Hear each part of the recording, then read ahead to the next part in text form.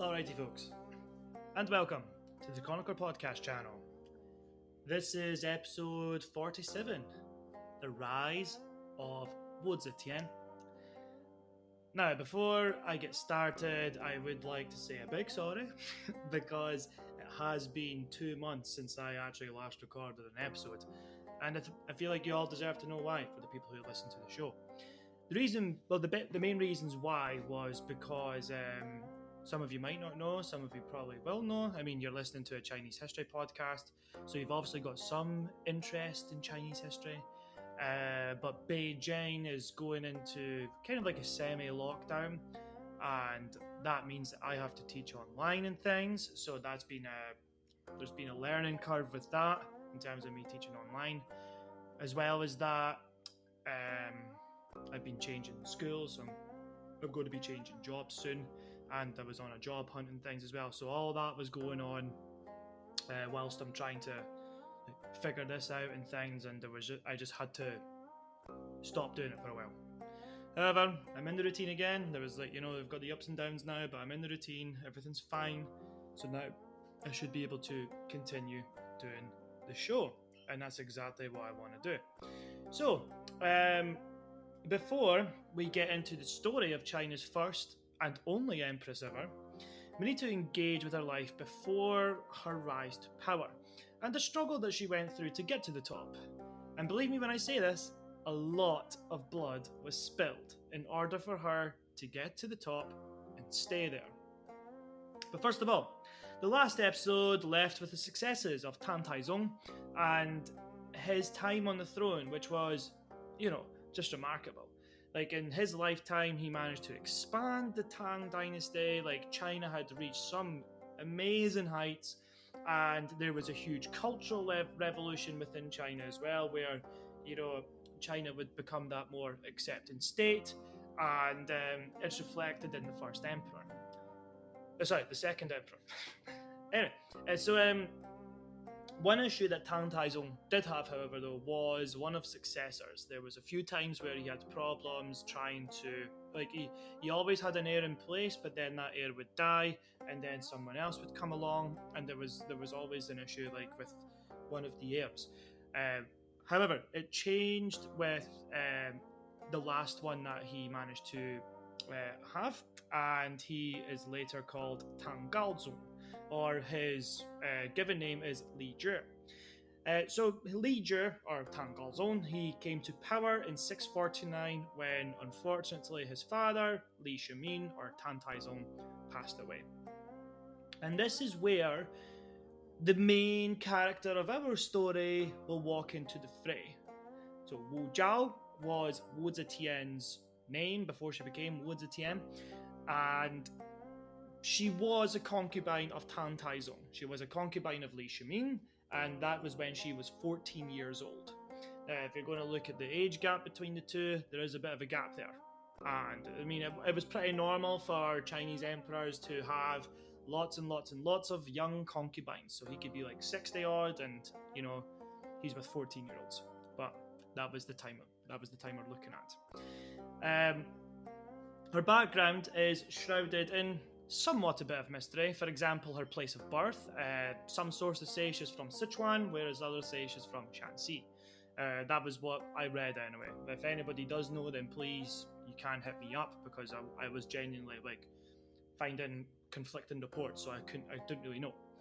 The one thing that we do know, however, is that Wu Zhao's father was close with the founder emperor of the Tang dynasty, Li Yuan, or Tang Gaozu. And he helped Li Yuan rise to power, rebel against the Sui, and establish the Tang dynasty. And for helping, Li Yuan found this new dynasty, Wu Zhao's father became a high-ranking government official. And here is where you would have, I suppose you would say, kind of unusual in all of China's history. It's not of this time, but in China's history, women wouldn't really be taught how to read and write and things, whereas Wu Zhao's father ensured that she could, and gave her a very good education. Now, like I said, this isn't all of Chinese history because the Tang Dynasty and later the Song Dynasty in particular are very famous for having very strong-minded, educated women within their history. But of course, later on, like with the Ming and the Qing dynasties, it's a little bit different. But we'll get to that later on. Now, of course, being able to read and write and having a good education would help her in her political career later on. And of course, during her time with the second emperor, Wu Zhao learned how the imperial harem worked. She probably witnessed a lot of scandals and all of the backstabbing that went on within the harem. And she probably used this experience from her young age, which helped her in the future. Now, Tang Taizong was actually very impressed with Wu Zhao during this time as well, and that's because of her alleged beauty as well as her intelligence, and that's what really attracted Tang Taizong to her. This is where she will become one of his private secretaries, and then this is where she was able to learn how this great emperor, because let's be honest, he was a great emperor, was really able to govern the empire effectively, and she was in charge of that administration, which again will tremendously help her career in the long run. Now this is where, because she's got a lot of political enemies, Wu Zetian or Wu Zhao at this stage in her life, and she apparently, according to some sources, they were saying that she only managed, she was trying to get into this place just so she can get close to the emperor and try and manipulate Tang Taizong in his older age. And I mean, sometimes this was probably, in some ways it might have been true, but it does seem like he was genuinely attracted to her and she was actually genuinely attracted to him. But again, obviously these political enemies, like the Confucian scholars that really hated this woman, they try and tarnish her reputation wherever they possibly could. And this, there's other examples of it that we'll get to later on. So now, as per tradition, when the emperor dies, his concubines are sent to monasteries to live a life of chastity before they then pass on to the next life and reunite with the emperor there. And of course, they're supposed to mourn the emperor throughout that time that they have alive. Now, being at such a young age, it does seem like it was unfair on those concubines sometimes, but that's just my observation. But as luck would have it for Wu Zhao, the new emperor, Tang Gaozong, went to the monastery a year later to offer incense to his father. And who does he see? Wu Zhao. From there, he was immediately attracted to her beauty, and from there, the emperor often found excuses to return to the temple to see the widow. And one time, according to Rothschild's book on the rise of Empress Wu, he found a recorded conversation between Tang Gaozong and Lady Wu within the temple, and they said, quote, and this is Wu Zetian or Wu Zhao speaking to the emperor, she said, quote, "Even though you are the son of heaven, you can't do anything about it." And of course, this is referring to the fact that she's confined within the temple. And then the emperor replies, quote, "Oh, can't I? I can do anything I wish." End quote. This is where her first strike is, her second strike is when it comes to her political enemies. And the reason why is because, she is breaking tradition. And this is something that happens a lot with this woman. She is breaking a lot of these old traditions. And then this is why she gets a lot of hate when it comes to people writing about her. So there would be sayings like, how dare she come back to the imperial palace and become a concubine of the next emperor? And things I could only imagine there would have been people making jokes about the father versus the son, if you catch my drift. Furthermore, political enemies would more than likely have said that she was exploiting the weaknesses of the younger emperor through her beauty, which to some extent was probably true. I mean, if you're beautiful, you've got to play to your strength, right? Regardless, Wu Zhao was sent back into the imperial palace and became one of the top concubines, titled Jiao Yi, which literally means the second top concubine after the emperor's first wife. Now, this process took a little bit of time. She didn't get there and all of a sudden, she's the top. She's one of the top concubines. She had to work her way there. And this obviously put her in conflict with the Empress of the time, Empress Wang. And what ended up happening was the Emperor's first wife, and there was another top concubine by the name of Xiao Shufei, and the two of them were kind of competing, and then Wu Zhao comes into this, like Wu Zetian, she comes into this, and now there's a power struggle. And what happens is Empress Wang goes and kind of works together with Xiao Shufei. And then this is where you've got two of them up against one, and it's like a temporary alliance, so to speak. And I mean, like the phrase that I'm looking for here would be the enemy of my enemy is my friend. Like, that's the kind of deal that we're looking at here. And now, of course, like, I mean, it's obvious there was going to be a power struggle between these women, and then this is exactly what happens. So, of course, from there, you have Lady Wu up against the Empress and concubine Xiao. And by all accounts, they played nice to each other's faces, but there was a lot of spying going on and trying to find out what the other party was up to. However, Wu Zhao showed her patience and played nice with the Emperor, gaining his favour. And again, there's some freaky stories about some weird sexual things that she would do for the Emperor. Like Emperor Gaozong, like apparently he liked some weird stuff, and she was more than willing to perform those weird sexual things.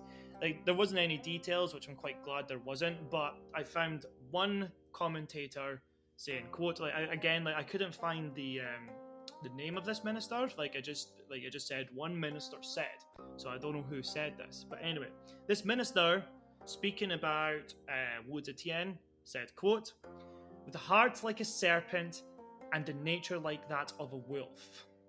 And then he goes on to say, she favoured evil sycophants and destroyed good and loyal officials. End quote. And of course, the first part of that quote is that she's basically manipulating the Emperor, comparing her to animals that weren't really favoured at the time, obviously a snake and wolf. Then the second part of the quote there is really talking about what she did when she was gaining this favour. And this was, of course, she was getting rid of her opposition, which she did very effectively. Okay, and of course, it's during this time that Wu Zhao bore 4 sons to the emperor.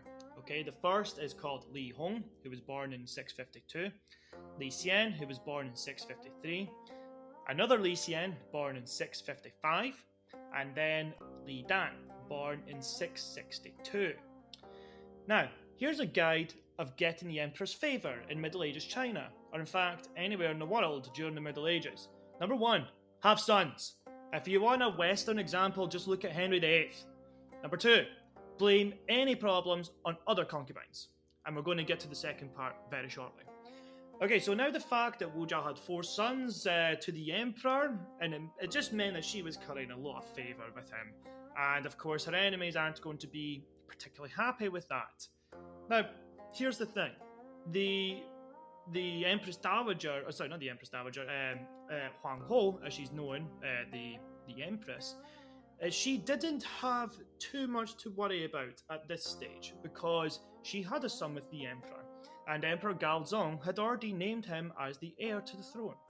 So, there isn't really much of an issue. She's just got 4 other sons. So, these sons could be backups if something terrible was to happen to the heir. Now, of course, the heir was young and healthy, and he was kind of getting past that stage where he was vulnerable. So, it seemed to be okay for the club that is with the Empress, Empress Wang.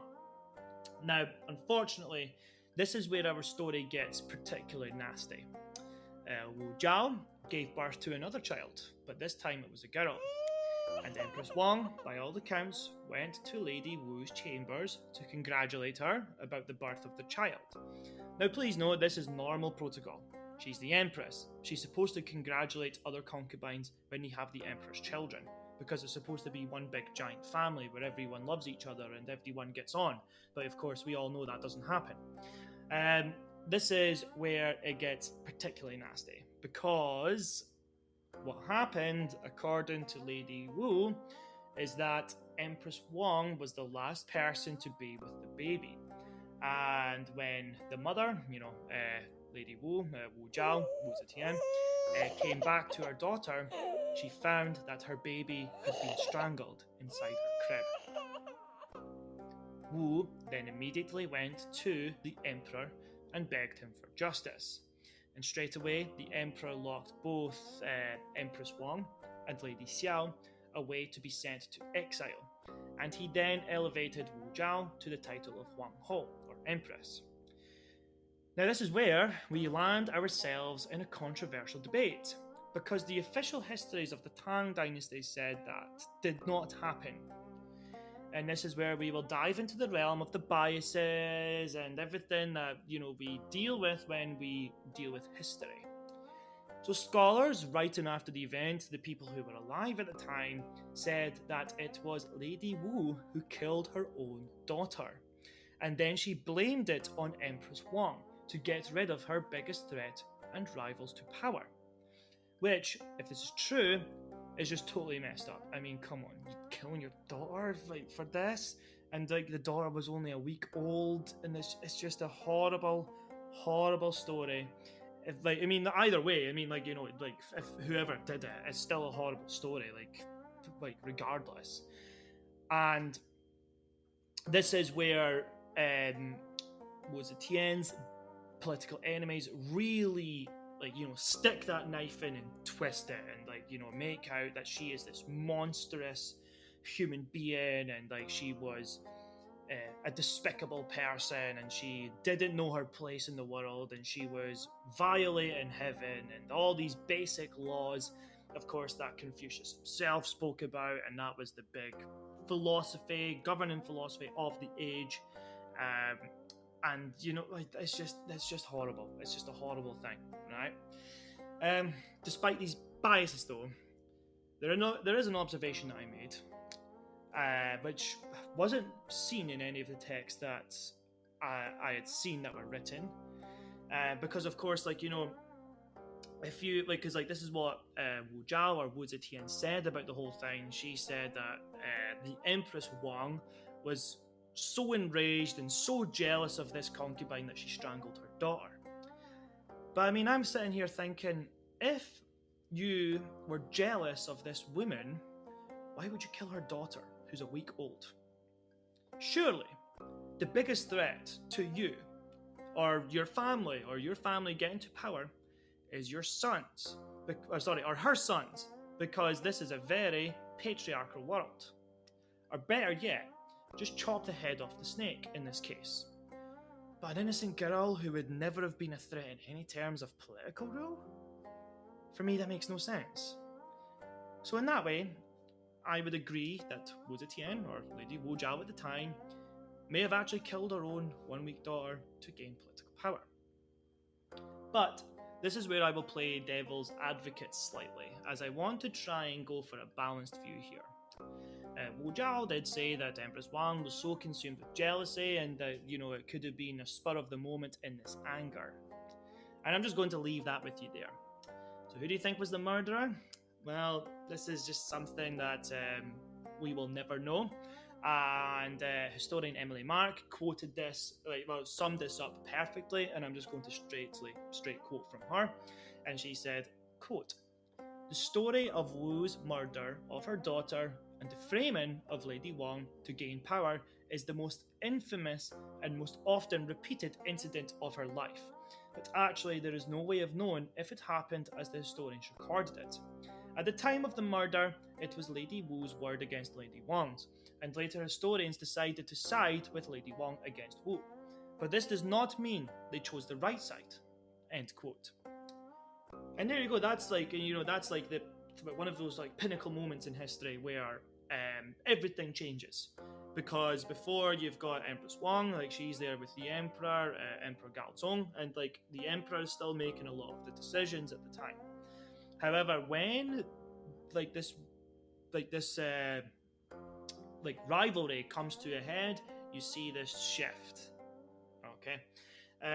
So of course, with Empress Wu's new position beside Emperor Gaozong, she set about dealing with those enemies, and again, it's disgusting. According to the records, Empress Wu had the former Empress Wang and her friend concubine Xiao's hands and feet cut off, then thrown into jars of wine. Empress Wu is even said to have stated, quote, "Now these two witches can get drunk to their bones," end quote. Told you it was gruesome. And and this is the thing as well, the historians of the time, when they report this, they do this in such a way where they compare Empress Wu to the Empress Dowager of the Han Dynasty, the Empress of Han Gaozu, who did the same thing with a concubine that she didn't like. I mean, wasn't the same, but it was similar in terms of she killed his concubine and put her in with pig feed and stuff, and it was cut her hands and all these body parts off before putting them in a jar and things. It was all disgusting. But again, it's a very famous story. It's Empress Lu Zhi, and this is where you have this. The Chinese population can make these comparisons, and that's because the historians are doing that deliberately, because then they're trying to make her out to be this monstrous person. But anyway, I think she actually did do it. So again, it's gross. It's disgusting. Now, of course, you could look at it. If she didn't kill her daughter, then she was getting revenge for her dead daughter. But again, we will never know. It's always up for speculation in that case. So, of course, the crimes of the mother then becomes the crime of the sons and other immediate family members. So a huge purge ensues, whereby Empress Wu confirms her power by the year 655 rolls around. And it is from here, basically until her death, that she's the ruler of China. Emperor Gaozong, of course he was the emperor, and he was the emperor up until 683. However, he suffered a terrible stroke in the year 660, leaving basically all state affairs to the empress. However, what we will do is we will talk about her when she gets there in 2 weeks' time, because there's a lot of controversy around Wu Zetian, but this is where she has solidified her position, and I kind of want to leave it there, because in the next couple of weeks what we're going to talk about is what she does when she's actually in power. And then this is where you can see the controversy around this amazing figure, because she does do a lot, she has a lot of policies which are very good, and it's very good for the people, but at the same time, within the imperial court, there's a lot of purges and things going on. And then, of course, as time progresses and she gets older, things get a little bit shaky, but again, we'll get into all of that in a couple of weeks' time. So, I'm going to leave you with this question. Was Wu Zetian the power-hungry, devilish woman who would do anything to get to power, like the scholars of the time said she was? Or is the majority of this just slander, because she was a woman who was upsetting the established norm of the day? Let me know your thoughts, and until then, see you next time. Thanks for listening.